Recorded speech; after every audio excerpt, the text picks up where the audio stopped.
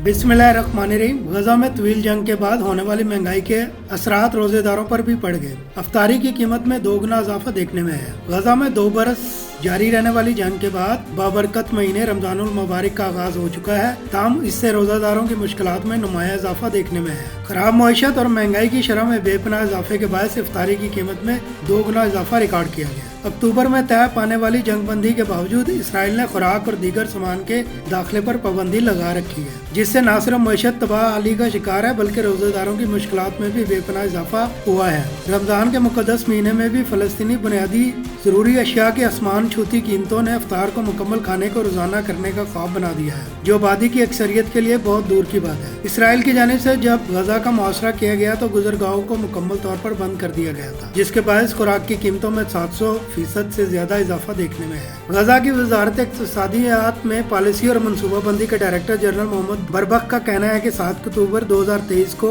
जंग शुरू होने से पहले से लेकर इस रमजान के पहले दिनों तक कीमतों में हैरानकुन इजाफा देखने में आया। वजारत की जानिब से जारी किए गए अदाद शुमार के मुताबिक चिकन की कीमतें 14 शिकल से बढ़कर 25 शिकल फी किलोग्राम हो गई हैं, जो कि 80% इजाफा है। इसी तरह मुंजमद मछली की कीमतें 8 शिकल से बढ़कर 23 शिकल फी किलो तक पहुंच गई हैं, जो कि 190% इजाफा है। मुंजमद सुरख गोश्त की कीमतें 23 शिकल से बढ़कर 40 शिकल फी किलोग्राम हो गई हैं, जिसमें 75% इजाफा देखने में है। दूसरी जानिब 30 अंडों के एक ट्रे की कीमत अब 35 शिकल है, जो कि 13 शिकल के मुकाबले में 170% इजाफा है।